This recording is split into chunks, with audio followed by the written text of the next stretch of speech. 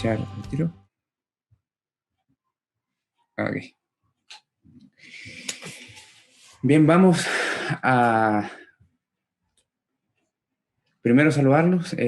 Siempre de bendición hablar de la palabra del Señor y antes que todo quiero orar porque cada vez uno se ve más pequeño ante la bendita, profunda e inigualable palabra del Señor. Así que vamos a orar. Padre, en el glorioso nombre de Jesús, vamos a ti, porque reconocemos nuestra debilidad, nuestra dependencia, y reconocemos, Señor, que nuestra mente y nuestras palabras muchas veces son torpes para expresar quién eres tú, lo que has revelado en tu palabra, y oramos, Señor, en esa dirección para que me ocupes a mí, la vida de este hijo tuyo que es un pecador salvado por gracia para hablar tu palabra de forma que te glorifique, que transmita a Cristo, que transmita tu carácter, que transmita tu evangelio, no otra cosa, tus pensamientos, tu corazón, tu palabra y no la mía. Padre, en esta hora bendice mi vida también por tu palabra y que tu Espíritu Santo haga la obra divina de transformarnos más en semejanza a nuestro Señor Jesucristo. Oramos en el nombre de Jesús. Amén. Bien, ¿se escucha bien? ¿Se escucha bajo? Ya, bien, gracias. Quiero comenzar este sermón, quiero iniciar este sermón preguntando a ustedes, preguntándole a cada uno de ustedes, ¿cuál creen ustedes que es lo que distingue a la iglesia cristiana? ¿O qué es lo que distingue una iglesia de otra?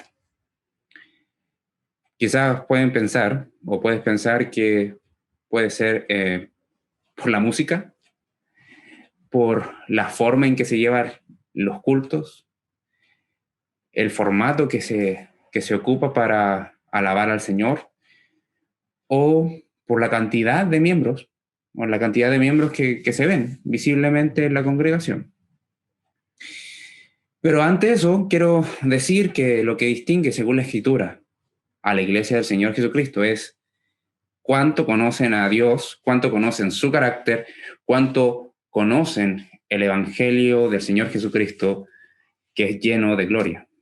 Eso es lo que distingue a la iglesia, porque el conocimiento de Dios, el conocimiento del Evangelio, lo que Dios ha revelado en Jesucristo, transforma las vidas, cambia las vidas. No es la cantidad de personas, no es que tan ordenados seamos, sino es cuánto nos sometemos a Dios por medio de su palabra y vemos su gloria ahí. Bien, eso es lo que vamos a ver ahora. Eso es lo que vamos a ver en este texto que viene a continuación. Y permítanme decir que está nuevamente este texto situado en los últimos días, o sea, no tan pocos, pero está dentro del último año de ministerio del Señor Jesucristo, y ya estaba instruyendo personalmente a sus apóstoles con instrucciones personales, profundas, sobre cómo deben llevar su vida y, por sobre todo, en el conocimiento, en el perfeccionamiento del conocimiento del Evangelio. La semana pasada estuvimos hablando sobre el costo o lo necesario según el Evangelio del Señor Jesucristo, o lo que era obligatorio, el costo que demanda para todos el Evangelio del Señor Jesucristo. Y esta semana, este día, según la porción que vamos a leer, vamos a ver que lo que nos va a decir la palabra del Señor a ti y a mí es sobre la gloria de Jesús, que es inigualable, no cambia ningún tiempo, a pesar que estaban Jesús viviendo el tiempo de la cruz. Por lo mismo debemos oír su voz. Lo puedo decir de otra forma. Lo que Dios nos va a hablar hoy es sobre la gloria inigualable de Jesús, aún en el tiempo de la cruz.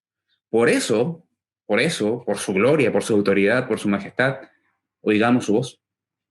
Oigamos su voz.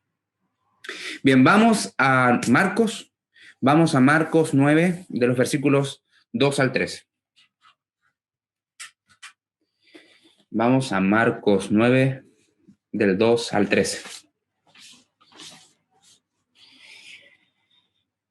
Bien, dice así, versículo 2. 6 días después, Jesús tomó a Pedro, a Jacobo y a Juan y los llevó aparte solos a un monte alto y se transfiguró delante de ellos. Y sus vestidos se volvieron resplandecientes, muy blancos como la nieve, tanto que ningún lavador en la tierra los puede hacer tan blancos. Y les apareció Elías con Moisés, que hablaban con Jesús. Entonces Pedro dijo a Jesús: Maestro, bueno es para nosotros que estemos aquí, y hagamos 3 enramadas, una para ti, otra para Moisés y otra para Elías. Porque no sabía lo que hablaba, pues estaban espantados. Entonces vino una nube que les hizo sombra, y desde la nube una voz que decía: Este es mi hijo amado, a él oíd. Luego, cuando miraron, no vieron más a nadie consigo, sino a Jesús solo. Y descendiendo ellos del monte, les mandó que a nadie dijesen lo que habían visto, sino cuando el Hijo del Hombre hubiese resucitado de los muertos. Y guardaron la palabra entre sí, discutiendo qué sería aquello de resucitar de los muertos. Y le preguntaron diciendo: ¿por qué dicen los escribas que es necesario que Elías venga primero? Respondiendo él les dijo: Elías a la verdad vendrá primero y restaurará todas las cosas. Y como está escrito del Hijo del Hombre que padezca mucho y sea tenido en nada. Pero os digo que Elías ya vino y le hicieron todo lo que quisieron, como está escrito de él. Bien, titulé este sermón La gloria de Jesús frente a la cruz. Repito, este sermón se llama La gloria de Jesús frente a la cruz. Y voy a desarrollar solo en 2 puntos principales. El primer punto es: al Dios que resplandece, a él oigamos. Al Dios que resplandece, a él oigamos. Punto 2, el cara a cara de la gloria y el padecimiento. Punto 2, el cara a cara de la gloria y el padecimiento. Bien, vamos ahí ya de lleno al primer punto, y es: al Dios que resplandece, a él oigamos. Versículo 2 dice: después, 6 días después, Jesús tomó a Pedro, a Jacobo y a Juan. Este primer versículo nos sitúa en el contexto después de que Jesús dio su promesa del versículo 1 del mismo capítulo 9 de Marcos. Dice: también les dijo: de cierto os digo que hay algunos de los que están aquí que no gustará la muerte hasta que hayan visto el reino de Dios venido con poder. O sea, Jesús dijo eso como una promesa. O sea, después de que dijo eso, pasaron 6 días. Y tanto el Evangelio de Mateo como Marcos dicen que fueron 6 días. Lucas dice que fueron 8. Sin embargo, eso no es tan fundamental, pero nos está situando que pasaron casi una semana desde que dijo eso. Y como parte de la instrucción, de este tiempo de instrucción cercana a los apóstoles, Jesús les dijo: vengan conmigo. O el versículo dice que tomó a 3 de sus discípulos. ¿Y a dónde los llevó? Los llevó a un monte. ¿Qué monte? No se sabe. Posiblemente algunos estudiosos de la Biblia sugieren que era el monte de Hermón, que era el más alto de Cesarea de Filipo. Bueno, me habría gustado tener un mapa, pero la idea es que era un monte que se le reconoce con un nombre de una ciudad, y el punto era que el más alto. ¿Bien?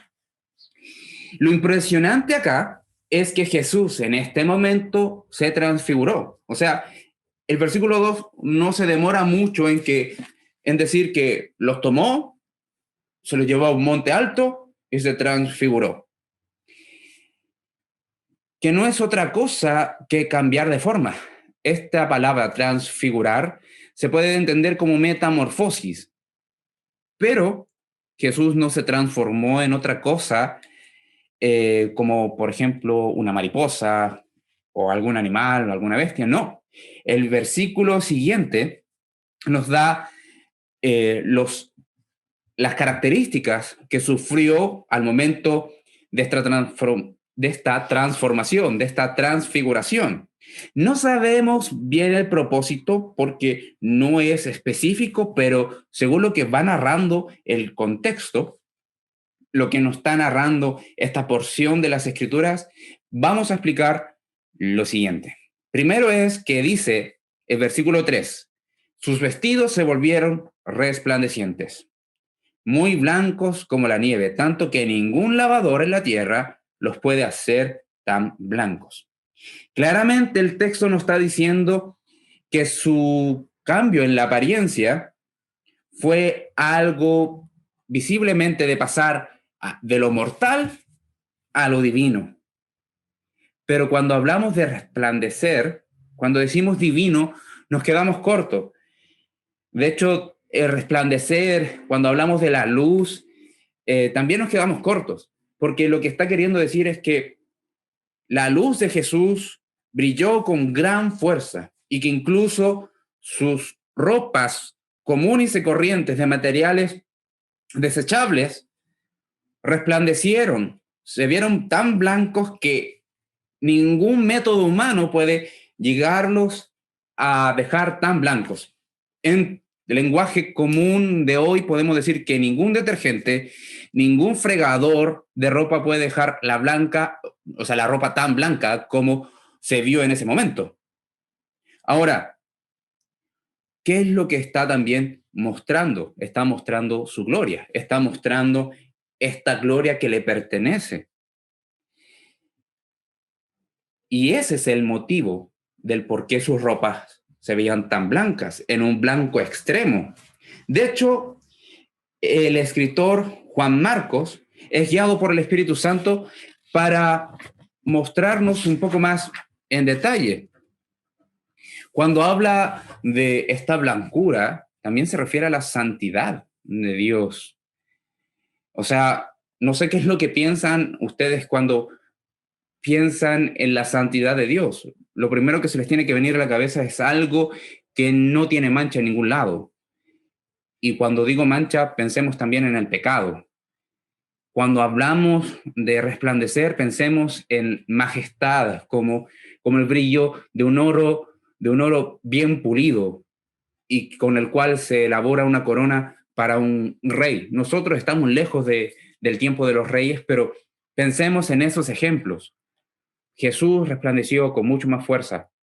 Entonces, podemos entender que también esta transfiguración, este cambio de forma, de ser visto como un cuerpo de hombre, con semejanza de hombre, a ser visto con una luz que resplandece, esa gloria que está mostrando, podemos entender que es la misma presencia de Dios manifiesta.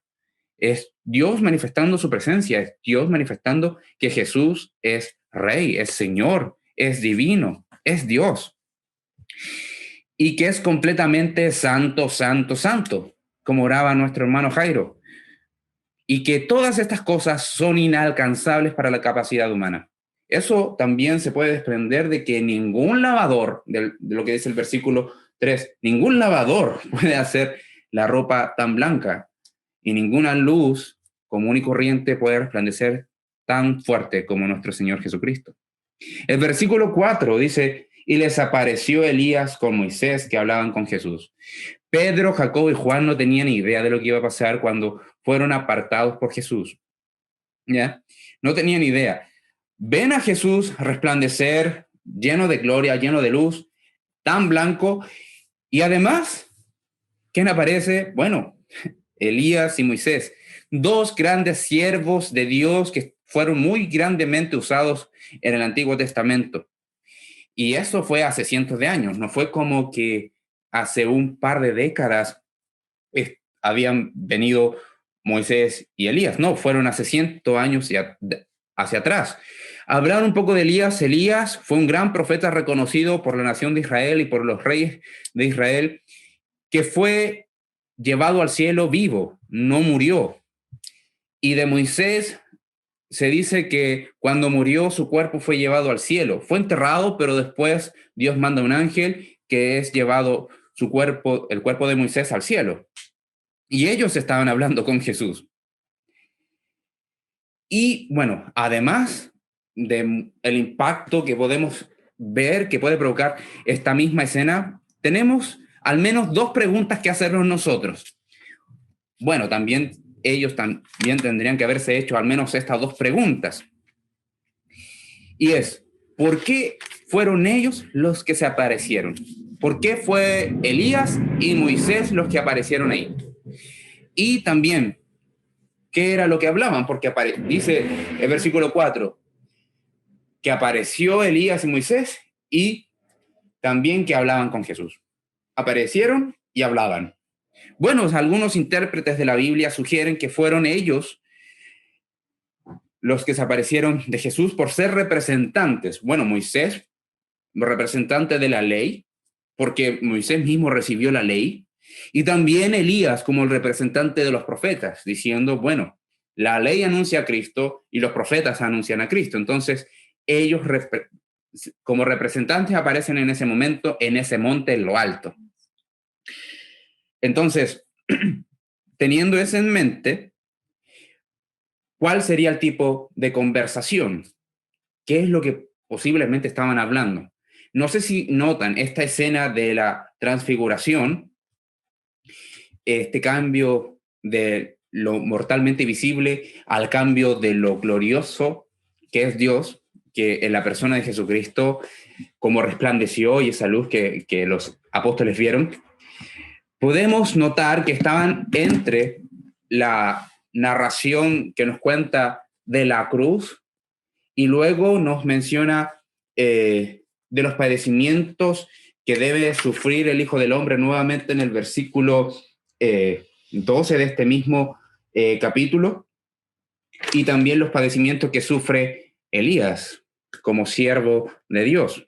Entonces, los intérpretes, algunos estudiosos de la Biblia, ¿qué sugieren? Que estaban hablando de los padecimientos que Jesús iba a pasar, que Jesús iba a enfrentar.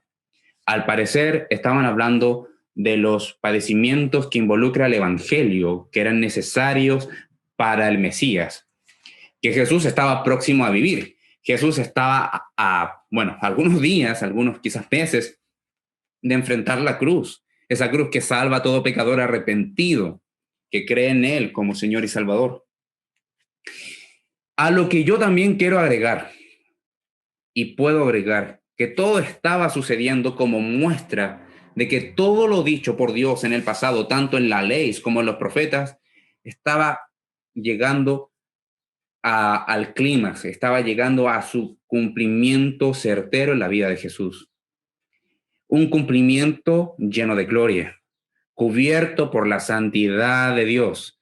O sea, estaba la ley ahí presente, representada por Moisés y los profetas, representados por Elías, mostrando que Jesús era el cumplimiento perfecto del Evangelio, el cumplimiento perfecto del plan de Dios revelado a la humanidad, predicho años atrás. Bien, ahora es interesante ver el versículo 5, porque nos narra el versículo 4 algo que aconteció, pero el versículo 5 nos empieza a hablar de una interacción de Pedro, nuevamente Pedro. Resumiendo, teníamos a Pedro, el que daba testimonio de Jesús como el Hijo del Dios viviente, como el Cristo de Dios. Tenemos a Pedro, que es portador de un mensaje de Satanás diciendo, Señor, por favor, ¿cómo se te ocurre decir que vas a tener que morir? Y ahora Pedro es vocero, quizás de su propio corazón, o de corazones confundidos. Dice el versículo 5, entonces Pedro dijo a Jesús, Maestro, bueno es para nosotros que estemos aquí y hagamos 3 enramadas, una para ti, otra para Moisés y otra para Elías. Otra vez Pedro toma la vocería. Otra vez Pedro toma el lugar de hacer decir, bueno, yo soy el que va a intervenir acá, no se preocupen, yo intervengo, yo hablo. Parece que desde que Jesús le dijo, bien Pedro, bienaventurado, Pedro quedó con ese impulso de hablar simplemente, incluso antes de pensar.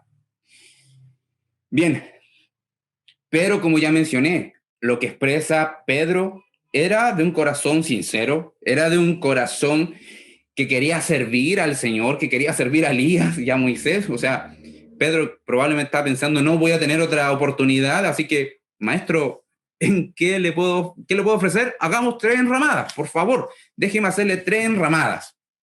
Bueno, su corazón, no solamente con el impulso de servir, también estaba sometido a su carnalidad y estaba confundido frente a lo que estaba viendo.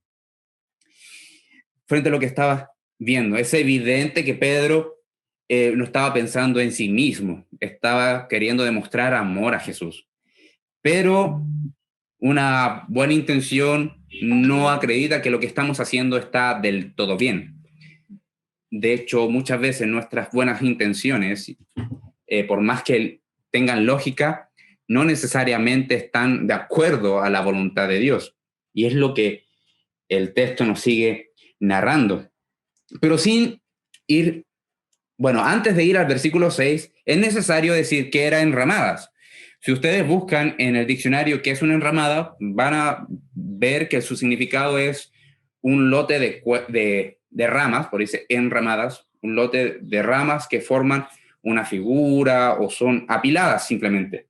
Pero en el contexto de la Biblia, enramadas tiene que ver con el sentido de tabernáculo. ¿Y qué es un tabernáculo? Bueno, era una tienda. ¿Y qué significa tabernáculo y tienda? En ese sentido, de Israel tenía que ver con la idea de morada. Por eso estaba el tabernáculo en el desierto, con el campamento de Israel cuando vagaban 40 años en el desierto. Ahí moraba la presencia de Dios. Después se desprendió la fiesta de los tabernáculos para el pueblo de Israel, que ilustraba que, bueno, ellos hacían tiendas para celebrar la presencia fiel de Dios para sus vidas. Ilustraban eso y declaraban que el Señor es fiel, mostrando estas tiendas, este tabernáculo. Bien,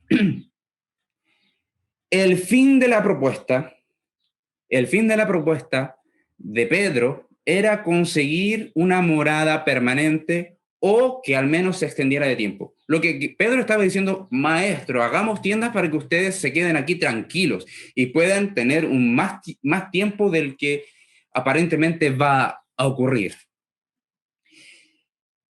Pedro probablemente en su corazón estaba esperando que el reino de Dios se manifestara inmediatamente, lleno de poder. ¿Por qué? Era lógico, la gloria del Señor se está viendo. ¿Por qué tendría que parar eso? ¿Por qué tendría que desvanecerse? ¿Por qué Jesús se ocultaría nuevamente su gloria y su resplandor? ¿Por qué? Bueno, Pedro con ese mismo sentido está diciendo, bueno, permanezcan más rato acá, yo me ocupo de eso, no se preocupen. Pero, ¿qué es lo que nos dice el versículo 6? ¿Qué es lo que nos dice el versículo 6? Nos dice algo totalmente contrario a eso. Nos dice que Pedro no sabía lo que hablaba. Estaba tratando de darle una buena interpretación a lo que estaba viendo, pero el texto nos dice que no sabía lo que estaba hablando. Su mente no había interpretado bien correctamente lo que Jesús ya había explicado o lo que en el Antiguo Testamento ya se había hablado. ¿A qué me refiero? Lo vamos a ver en unos momentos más adelante. Estaban espantados, nos dice el versículo 6, y eso quiere decir que estaban aterrorizados. O sea, Pedro estaba hablando lleno de temblor. Pedro, podemos quizás, no sé si elogiarlo, pero sí reconocer que a pesar de que estaba temblando ante la presencia del Señor, habló y se atrevió a decir algo. Quizás muchos de nosotros no diríamos absolutamente nada. No sé, me aventuro a decir eso. Bien, el versículo 7, ¿qué es lo que dice? Finalmente, podemos ver que el versículo 7 nos dice, entonces vino una nube que les hizo sombra, y desde la nube una voz que decía, este es mi Hijo amado, a Él oíd. Lo que no es otra cosa que la nube de gloria de Dios. Esto lo vemos en el Antiguo Testamento muchas veces, repetidas veces. Y se le llamaba en el Antiguo Testamento la Shekinah, que es la misma presencia personal de Dios. No sé si ven el símil entre la revelación de Dios en los 10 mandamientos con este momento. Aparece la nube, la gloria, la luz, el resplandor, la voz de Dios. Eso pasó en el monte Sinaí. Y ahora pasa en el Señor Jesucristo, de una forma diferente, pero pasa casi exactamente igual. Bueno, unas referencias para que ustedes los puedan buscar, quizás no ahora, quizás después. Éxodo 13, 21 y Éxodo 33, del 18 al 23, en relación a la nube de gloria, del Señor. Pero para avanzar podemos ver que en medio de esa manifestación de la gloria del Señor, de esa nube que los cubrió, que les hizo sombra, podemos escuchar esta voz de Dios Padre. Nosotros sabemos al tiro que es la voz de Dios Padre, que es: este es mi Hijo amado, a Él oír. No sé si se acuerdan cuando Dios Padre dijo esto mismo de Jesús, bueno, un poco diferente, reconociendo su relación de padre e hijo, fue en el bautismo. En el bautismo que Jesús vivió y experimentó por mano de Juan. Y lo vemos en Marcos 1:11, me parece aproximadamente. Pero ahí ahí Dios Padre dice: este es mi Hijo amado en el cual tengo complacencia.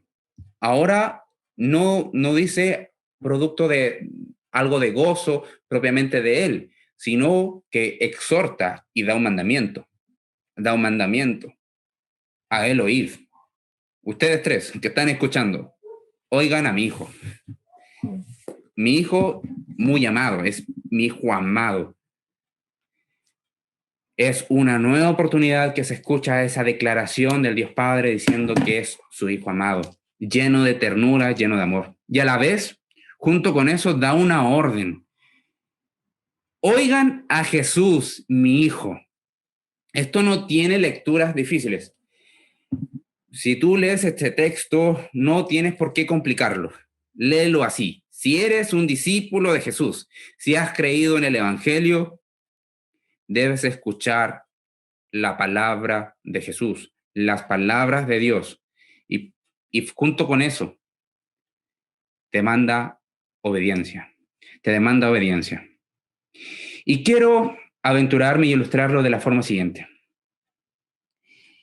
Y no se me ocurre, lo pensé mucho, y no se me ocurrió nada mejor que pedirles que se imaginaran que están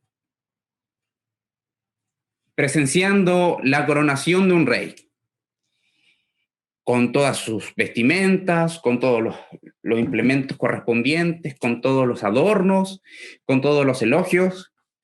Y a ustedes quizás no les caía bien este rey. Y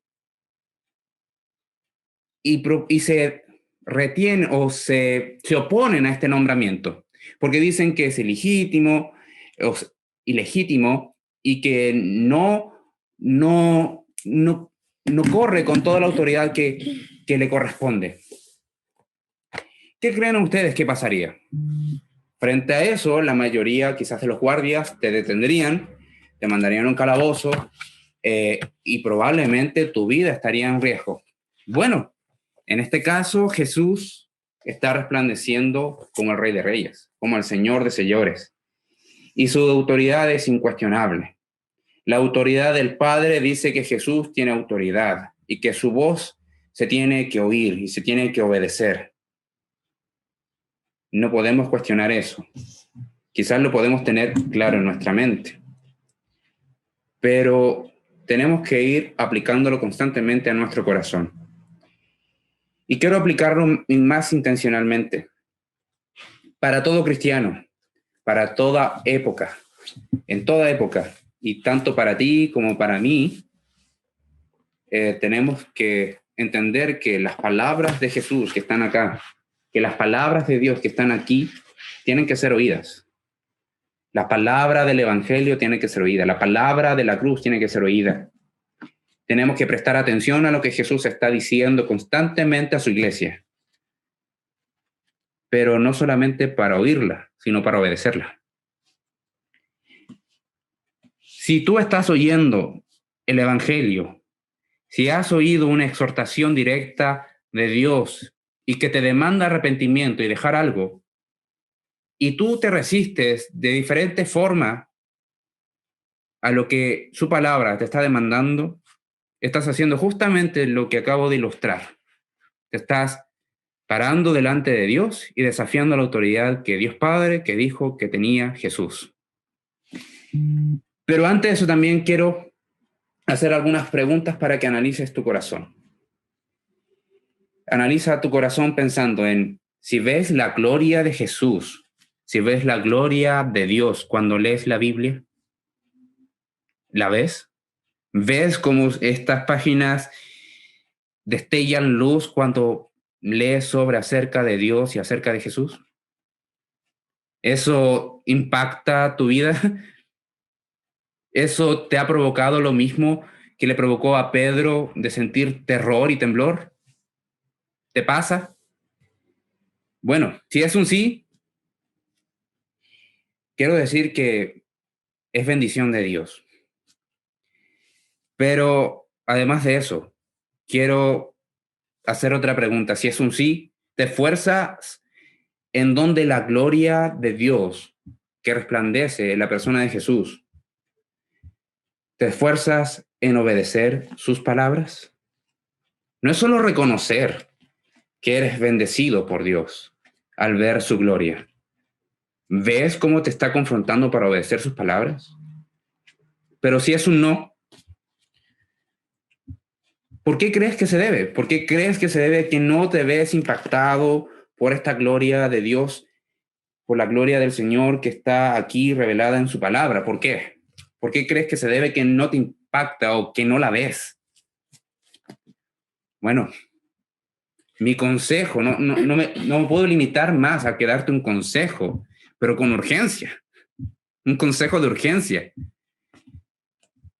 Busca a Dios, ora a Dios para que su espíritu ilumine tus ojos, ilumine tu corazón para ver su gloria, para ver quién es Él, para ver que Él resplandece en majestad, para saber que Él es el Señor de Señor y la autoridad de todo lo creado, de todo lo que existe. Y pon atención, esfuérzate en poner atención, a oír su palabra, porque Jesús es Dios. Y el Padre dijo, oigan a mi hijo amado. Si tú no amas lo que Dios Padre ama, lo estás aborreciendo. Bien, a eso agregar, ¿cuánto pasas de tiempo de tu día a día de estar atento a las palabras de Jesús, a las palabras de Dios? Medita en eso, reflexiona en eso, sin cuestionar la gracia de Dios, sino que piensa en eso apoyándote en la gracia de Dios, apoyándote en su amor, apoyándose en su fidelidad. Bien, podemos decir también que el costo de la obediencia está permanente en el Evangelio. Y esa es una realidad que debemos no solamente reconocer, sino que abrazar, hacerla propia para nuestra vida. ¿Eres creyente? ¿Eres cristiano? ¿Has procedido en arrepentimiento, fe? Bueno, reconoce que el Evangelio demanda un costo para ser discípulo y para ser también un discípulo que crece en semejanza del Señor Jesucristo. Y lo vamos a ver ahora en el siguiente punto. ¿Ya? Y el punto nos cuenta el cara a cara de la gloria y el padecimiento. Y eso va de los versículos que nos restan. Versículo 8 y 9. Leámoslo. Dice, y luego cuando miraron no vieron más a nadie consigo, sino a Jesús solo. Y el versículo 9 dice, y descendiendo ellos del monte, les mandó que a nadie dijesen lo que habían visto, sino cuando el Hijo del Hombre hubiese resucitado de los muertos. Miren atentamente lo que aquí nos está diciendo. El versículo 8 es como de transición para unir el relato, pero nos señala de que en un abrir y cerrar de ojos, Jesús quedó solo, Elías y Moisés se fueron y Jesús estaba ya con su apariencia normal, o si no el versículo nos diría, bueno, Jesús sigue resplandeciendo. Bien, pero en el versículo 9 vemos otro mandamiento, ahora de la voz de Jesús. Es como, no desprecien lo que el Padre dijo y ahora aplíquenlo inmediatamente. Jesús les ordena algo, les manda algo. A nadie digan lo que han visto. ¿Y por qué esto? Bueno, quizás no es tan sencillo, pero todo se centra en la cruz. Todo se centra en la cruz. Si los apóstoles que vieron la gloria de Jesús iban a proclamar del Evangelio de Jesús, tenía que ser proclamado por medio de la cruz. Si iban a anunciar a Jesús, si iban a anunciar a Jesús como Salvador y Mesías, el Salvador de Israel, el Salvador del mundo, tenía que ser por medio de la cruz. Si no, no tenía sentido. Y quiero detenerme y dar un comentario. Simplemente, piensen en cuántas veces ustedes hablan del Evangelio, cuántas veces escuchan del Evangelio y propónganse algo en su corazón. Hablen del Evangelio por medio de la cruz y esperen que los hermanos, que los predicadores, los maestros les enseñen el Evangelio por medio de la cruz. Si no, no vale la pena escuchar. Si no, no vale la pena escuchar. Si no te presentan el Evangelio por medio de la cruz de Cristo, no tiene sentido. Ese no es el Evangelio. Y eso es lo que está diciendo Jesús. No hablen sin cruz. No hablen sin cruz, sin padecimientos. Porque sin cruz no hay gloria. Sin cruz no hay gloria. Y es el cara a cara de la gloria de Jesús y la cruz. Por eso Jesús dice, después de resucitado, anuncien su gloria. Después de resucitado, hablen de la gloria que vieron del Hijo del Hombre. Pero primero es mi muerte. Primero es el poder de mi resurrección. Y luego vayan y con poder anuncien de la gloria. Versículo 10. Y guardaron la palabra entre sí, discutiendo, ¿qué sería aquello de resucitar de los muertos? Ya, no es que Pedro y Jacobo y Juan no entendieran, no comprendieran que los santos del Antiguo Testamento y que Dios había designado un momento de resurrección. No es que no entendieran eso, sino no estaban entendiendo cómo aplicaba para Jesús, si es el Mesías. Recuerden, en el versículo 6 nos habla que Pedro no había entendido bien esta relación de los padecimientos de Cristo con el resplandor de la gloria. Bueno, el versículo 10 nos dice, bueno, obedecieron, guardaron estas palabras, las almacenaron en su mente y en su corazón, pero aún no entendían por qué Jesús iba a resucitar de los muertos. No habían aceptado que tenía que morir nuevamente. O sea, perdón, en lo que estoy queriendo decir que nuevamente Jesús estaba diciendo que tenía que morir. Eso. Y eso pasa como entre líneas, si no nos detenemos a ver, Jesús nuevamente está anunciando aquí su muerte. Versículo 11 dice, y le preguntaron diciendo, ¿por qué dicen los escribas que es necesario que Elías venga primero? Bueno, ellos estaban viendo la aparición de Elías, pero más que eso, ellos vieron la gloria de Jesús y era como, te vimos, o sea, no es necesario que venga Elías, o sea, tú resplandeciste, escuchamos la voz de Dios Padre, aquella voz que escucharon nuestros antepasados en el monte Sinaí. ¿Por qué estos maestros de la ley dicen que tiene que venir Elías primero? Recuerden, Elías, el profeta del Antiguo Testamento. Bien, Jesús en el versículo 12 dice que su respuesta le dice, es verdad. O sea, en este sentido, los escribas los fariseos y toda esa secta tienen razón. Elías tiene que venir primero y va a restaurar todas las cosas, o va a encaminar todos en la verdad de Dios, va a hablar de la verdad de Dios conforme a la autoridad que Dios da, para decir, este es el camino, por este tienen que vivir. Pero Jesús hace una pregunta. ¿Y cómo está escrito del Hijo del Hombre que padezca mucho y sea tenido en nada?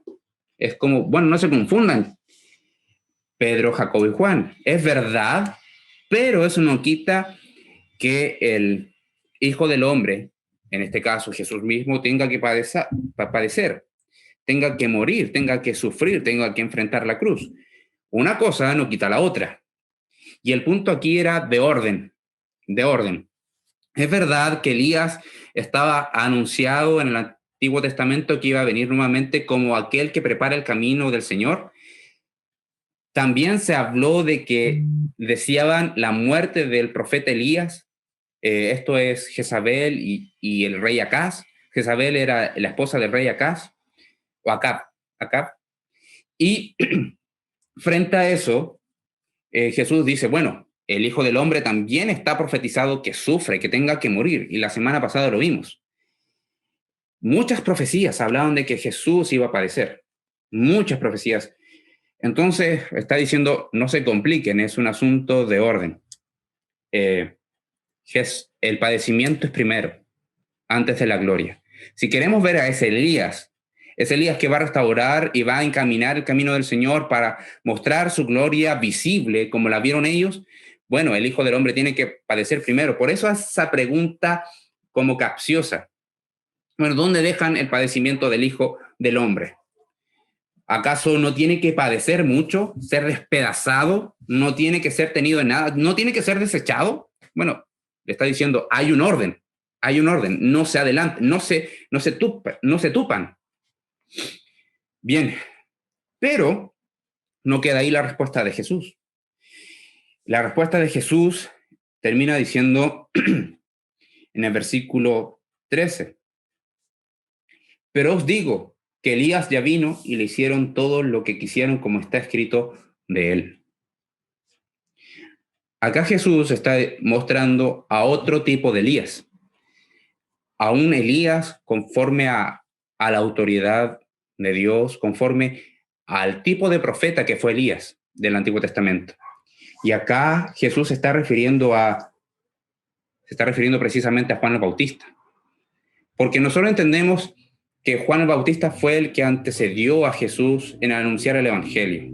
Y así lo dice, vos que clama en el desierto, prepara el camino al Señor. Eso es lo que dice la escritura de Juan el Bautista. Y aquí Jesús está diciendo, bueno, Elías ya vino. No está queriendo decir se reencarnó. En ningún sentido está diciendo, vino alguien, un profeta similar a Elías, y que tenía la unción prácticamente de la misma forma que Elías. O sea, estaba dedicado a este ministerio profético, estaba dedicado a esta labor profética. Y eso fue lo que vimos en Juan el Bautista. Y él fue despreciado. Y le hicieron como quisieron. Esa muerte que quería el rey Acab con Jezabel, para el Elías, el profeta del Antiguo Testamento, bueno, eso mismo ocurre, ese sentimiento de muerte para Juan el Bautista, a él le vino, no escapó, no fue llevado al cielo vivo, sino que lo alcanzó, lo degollaron y presentaron su cabeza en una bandeja de plata. ¿Y qué vemos acá? ¿Qué es lo que estamos viendo acá? Bueno, nuevamente, no hay gloria sin cruz. Si eres alguien que lleva el Evangelio del Señor Jesucristo, vas a pasar por la cruz, pero que no te dé miedo, no te dé vergüenza padecer por Cristo, ya sea discriminación, ya sea menosprecio, ya sea alguien que te aparta, alguien que te desecha, incluso si llegásemos a experimentar la muerte. Tenemos gloria si pasamos por esa cruz. ¡Qué honor! ¡Qué honor padecer por Cristo! Llevar las marcas en nuestro cuerpo por el amor de Cristo, por el Evangelio de Cristo, por el Evangelio del Señor. Y eso es lo que vivió Juan. no estimaba como cosa preciosa su vida. De hecho, él decía, tengo que morir para que Jesús crezca, que mi ministerio, que mi servicio, que mi reconocimiento perezca si es necesario, pero que el de Jesús crezca. Y eso es lo que tenemos que querer nosotros como jóvenes. Tú como joven, como señorita, tienes que desear eso. ¿Cuál es tu propósito en la vida? Que tu propósito sea la gloria de Jesús y mostrar esa gloria que vieron estos hombres y que nosotros podemos ver por medio de las Escrituras. Podemos ir a Apocalipsis y ver el resplandor de Jesús. Podemos ver el resplandor de Jesús. ¿Eso te quita el sueño? ¿O eso te apasiona? Eso te da fuerza, eso te da fervor para buscar más al Señor y para querer honrarle en todo lo que tú haces. Bien.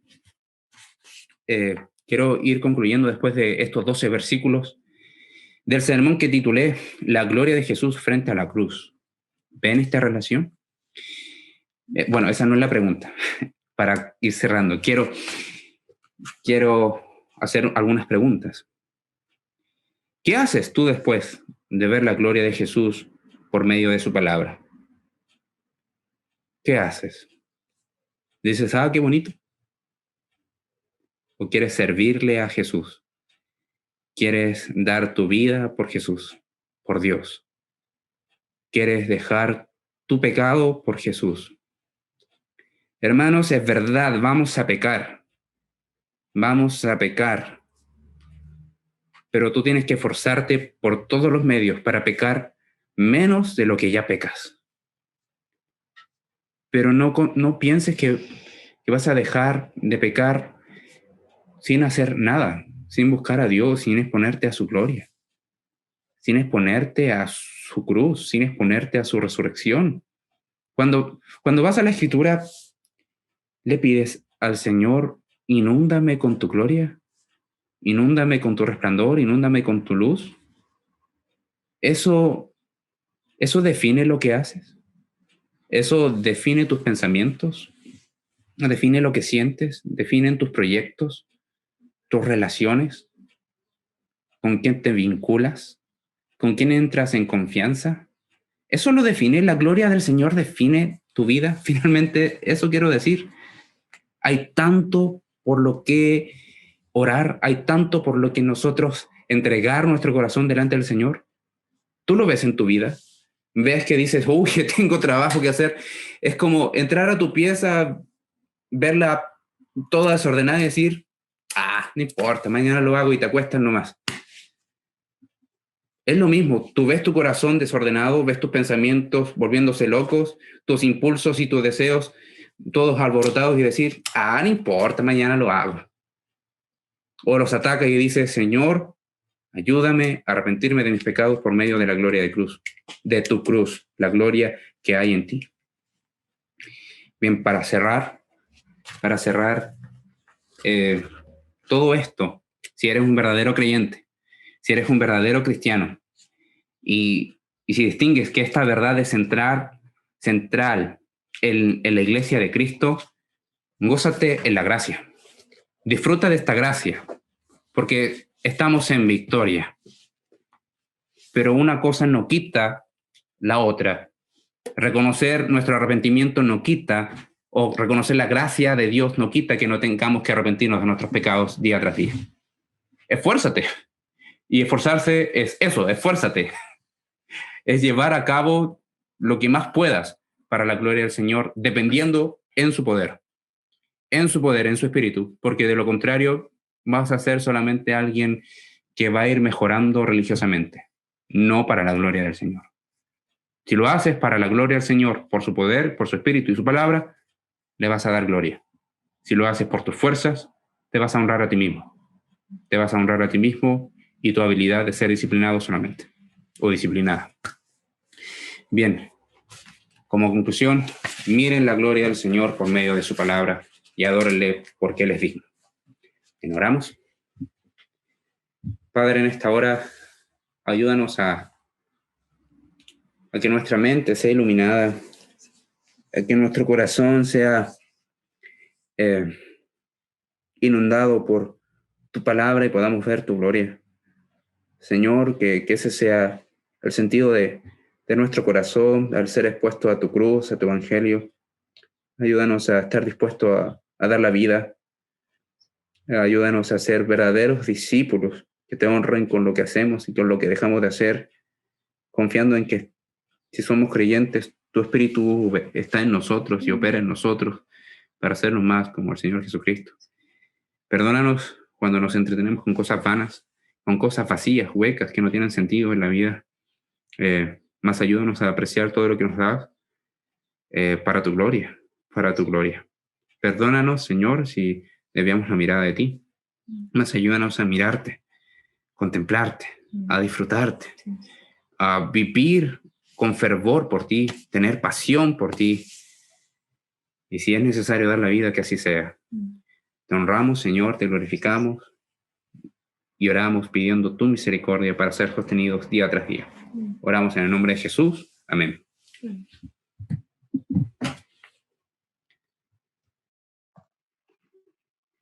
Amén. Damos gracias a nuestro Dios por su palabra, que Él pueda estar